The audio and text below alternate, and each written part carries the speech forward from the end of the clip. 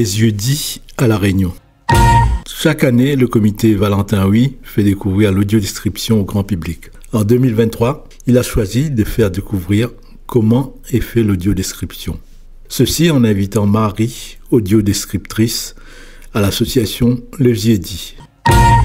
Alors bonjour Alexandre, moi je suis Marie Gomi et je suis audiodescriptrice pour l'association Les Yeux-Dits. Son rôle? Alors c'est une association qui s'occupe d'accessibilité culturelle, surtout à l'usage des non-voyants et des malvoyants. Et nous nous occupons de faire de l'audiodescription, principalement pour des films, mais également pour des pièces de théâtre, pour des musées, pour des spectacles de danse. Et nous nous occupons aussi, mais de manière plus secondaire, en faisant appel à des professionnels extérieurs de sous-titrage pour les sourds et les malentendants. Depuis le début de semaine, tu es à La Réunion, donc tu rencontres les élèves, plutôt les lycéens, non? Oui, j'ai rencontré essentiellement des lycéens, des secondes, des premières, des terminales, et puis aussi des élèves de cinéma à l'école de Lillois. Et je me suis donc occupée de les sensibiliser et de les initier un tout petit peu au principe de l'audiodescription. Qu'est-ce que c'est et comment ça fonctionne? Est-ce que tu avais l'impression qu'ils connaissaient au moins l'audiodescription? Alors pas vraiment. La plupart sont tombés dessus par hasard, hein, comme bien souvent les spectateurs qui ne sont pas concernés, parce qu'en gros leurs gros doigts viennent appuyer sur un bouton de la télécommande et puis ils ne savent plus comment s'en débarrasser. Donc à part ça, non, ils ne savaient pas. En général, la plupart des élèves me disaient l'audiodescription, c'est quand on dit qu'il y a une porte qui s'ouvre ou qui se ferme. Alors, oui, c'est ça, mais un peu d'autres choses aussi, parce que le cinéma... Travailler sur un film audio décrit, ça prend combien de temps? C'est long? Oui, c'est long. Quand on veut bien le faire, c'est long. On dit en moyenne qu'une minute de film, c'est 1 heure de travail. Donc voilà, ça donne un peu une idée, sachant que comme il faut effectivement être prêt pour la sortie des films, bien souvent, on ne fait pas des semaines de 35 heures, hein, on travaille le soir, le week-end. Et du coup, la totalité de l'écriture jusqu'à l'enregistrement et au mixage de l'audiodescription, eh bien, ça prend en moyenne 3 à 4 semaines. Quant à l'audiodescription, c'est ça. De lourds nuages surplombent des champs céréaliers de part et d'autre d'une route déserte. Des vagues de soleil glissent à la pointe des épis et traversent un champ à toute vitesse. Un océan de blé parcouru de lumière ondule au vent. C'est cette petite voix qui décrit les images pour ceux qui ne les voient pas ou pour ceux qui les voient mal.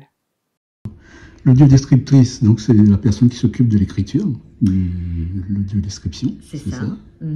Oui, alors voilà, on peut quand même faire un rappel pour ceux qui seraient comme les élèves de seconde et de première et qui ne sauraient pas du tout ce que c'est. Donc l'audiodescription, c'est effectivement ce procédé qui permet de rendre les films et les spectacles, enfin, tout ce qui est visuel, accessible aux personnes non-voyantes. Et si on prend l'exemple des films, l'audiodescription, c'est cette petite voix qu'on entend et qui va venir s'incruster entre les dialogues et les sons signifiants d'un film et qui va décrire tout ce qui n'est pas perceptible par l'oreille. D'accord. Et quel genre de personnes qui interviennent aussi autour de ce travail de description? Alors oui, voilà, ça se passe en plusieurs temps. Effectivement, il y a d'abord une phase d'écriture où on regarde le film et où on va écrire un texte de tout ce qui est nécessaire de décrire pour ce film. On travaille, alors nous, aux Yeux-Dits, on travaille à 2 auteurs voyants. Parce qu'on trouve que c'est important de pouvoir faire un ping-pong comme ça entre nous. Et puis, on se coupe le film en 2, on échange nos parties et on se corrige mutuellement. Dans un deuxième temps, on va se relire l'un l'autre pendant toute une journée, après qu'on ait tout écrit. Et puis intervient ensuite une 3e personne qui est une personne non-voyante formée, j'insiste vraiment là-dessus, parce que la personne non-voyante, on ne l'embauche pas parce qu'elle ne voit pas, mais parce qu'elle a une sensibilité cinématographique et elle a une bonne plume, puisqu'elle va elle va devoir faire aussi des propositions d'écriture. Donc, et là, il faut une petite formation quand même, non? Oui, alors c'est une formation qui en vérité, n'existe pas ou très peu. En fait, il y a eu 2 formations pour les relecteurs non-voyants par une association qui n'est pas la mienne, mais pour qui j'ai travaillé et que j'aime beaucoup. C'est l'association Retour d'Images, qui a fait notamment cette année la 2e formation en hexagone des relecteurs non-voyants, et qui était une formation qui durait 3 semaines. 3 semaines réparties sur plusieurs mois, avec du travail entre les deux. Et honnêtement, c'est ce que je disais à tous les relecteurs non-voyants, je dis, vous avez eu une formation beaucoup plus approfondie que les audiodescripteurs qui travaillent en hexagone, parce que nous, on n'a quasiment pas de formation, très peu de temps de formation. D'accord. Donc voilà, alors une fois que cette personne, ce relecteur non-voyant, a passé une journée entière avec les 2 auteurs pour réécouter le film, l'audiodescription qu'on a fait, fluidifier l'écriture, rendre les choses peut-être moins lourdes, moins denses aussi par moments, eh bien, le texte est ensuite envoyé dans la mesure du possible aux producteurs et aux réalisateurs qui vont les valider. Et ensuite, quand on a la version finale du texte, ça passe en studio d'enregistrement où un comédien-interprète va donc dire le texte, et puis ce texte sera donc mixé avec la bande-son du film par un ingénieur du son. Donc en tout, ça fait 2, 3, 4, 5 personnes. Voilà. 5 personnes et plusieurs étapes. Oui. Et donc ici, quand même, il y a eu un travail de fait avec les étudiants. Donc voilà, donc non, avec les étudiants, en fait, je leur ai fait surtout des espèces de petites conférences avec des exercices participatifs pour leur expliquer ce que c'était, pour leur faire découvrir l'expérience, c'est-à-dire que dans un premier temps, je leur faisais écouter 8 minutes d'un extrait de film. La plupart ont écouté le début de Narnia, du Prince Caspian, c'est-à-dire le 2e film de Narnia, parce que c'est très très narratif, très explicatif. Et ils ont écouté ça sans images, juste la bande-son, sans audiodescription, sans images, et pour essayer de comprendre ce qu'ils entendaient pendant 8 minutes. Puis ensuite, ils ont entendu le même extrait avec l'audiodescription, et ensuite, ils ont découvert avec l'image. Donc ça, c'était façon de les faire rentrer en fait dans cette expérience d'audiodescription.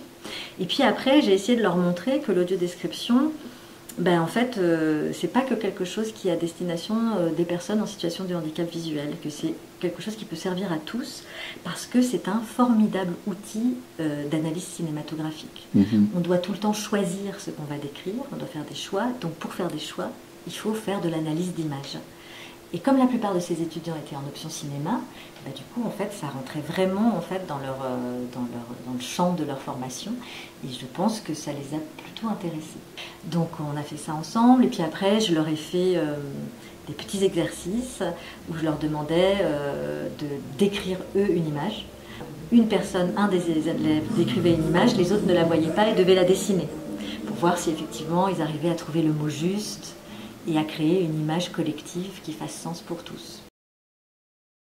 Association Les Yeux Dits, projet sans film 100% accessible. Bonjour, je suis Marie Gomy, audiodescriptrice à l'initiative du projet Sans film 100% accessible pour l'association Les Yeux Dits, traducteurs d'images. Anne-Sara Cartudo, juriste, scénariste et membre d'honneur de l'association Les Yeux Dits. Asilis Romain, audiodescriptrice pour Les Yeux Dits. Aldéric Le Sueur, chargé de développement pour le projet Sans film 100% accessible. Yann Cantet, chargé de développement de l'application. Donc, maintenant, on va parler du projet La Bavarde. Ah, le projet. C'est parce que c'est pas encore, ça n'existe pas encore. Alors, le projet La Bavarde n'existe pas officiellement. La Bavarde existe encore au secret de nos armoires. On a une version bêta, mais que nous n'avons pas mis en ligne pour l'instant parce que nous n'en sommes pas encore assez satisfaits. La Bavarde est une application qui a la volonté de rendre vraiment totalement autonomes les usagers en situation de handicap visuel. C'est-à-dire que nous voulons que les gens ne soient plus dépendants du bon vouloir des distributeurs et de l'équipement des salles. Actuellement, il y a des systèmes comme Toivox ou qu'est-ce que j'ai plus les noms en tête, mais bon, essentiellement Toivox, on va dire, qui sont des systèmes qui appartiennent aux salles. Et ces systèmes, bon, ou ne fonctionne pas bien toujours, ou nécessite du Wi-Fi, qui est plus ou moins fluctuant, et les salles n'entretiennent pas forcément bien le matériel, etc., etc. Bon. Et la plupart des salles ne sont pas forcément équipées. Donc nous, on s'est dit, on va équiper l'usager pour qu'il ait la solution dans sa poche. On s'appuie sur quelque chose qui existe en Allemagne, qui s'appelle l'application Greta, qui est un formidable outil, qui fonctionne extrêmement bien, mais dont le catalogue est très peu fourni. Parce que c'est énormément de travail et qu'en Allemagne, ça marche très bien, ils ont un gros catalogue, mais s'étendre à l'international, c'est plus compliqué pour eux. Donc nous, on s'est dit, on va s'inspirer d'eux et on va faire une application qui soit française et qui, avec notre savoir-faire à nous et tous les contacts et tout le réseau que les Yeux-Dits a développé, probablement aura plus de chances de s'installer et de s'implanter en France et d'offrir un beau catalogue à ses usagers. Parce qu'on peut avoir une très belle application, mais si on a une très belle application et qu'on n'a pas de catalogue, ça ne marchera pas. Ça ne sera pas utilisé. Voilà.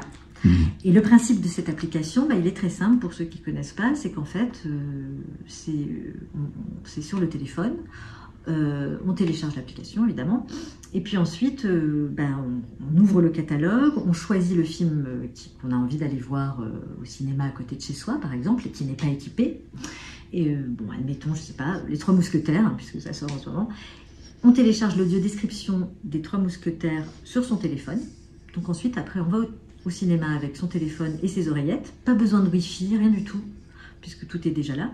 Et le micro du téléphone reconnaît le son du film qui est diffusé dans la salle, comme sur le même principe que Shazam, en fait.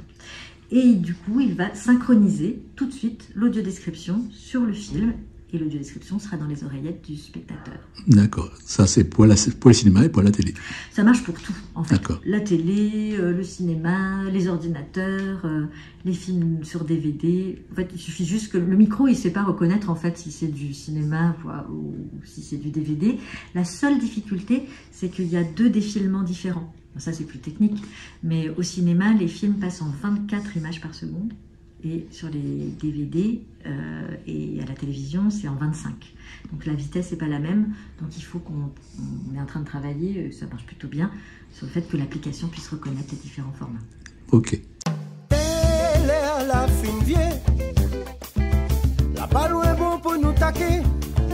J'ai été extrêmement contente de venir ici à La Réunion et de travailler avec les lycées de Saint-Benoît, du Tampon, de Lillois, qu'est-ce qu'on appelle Saint-Denis.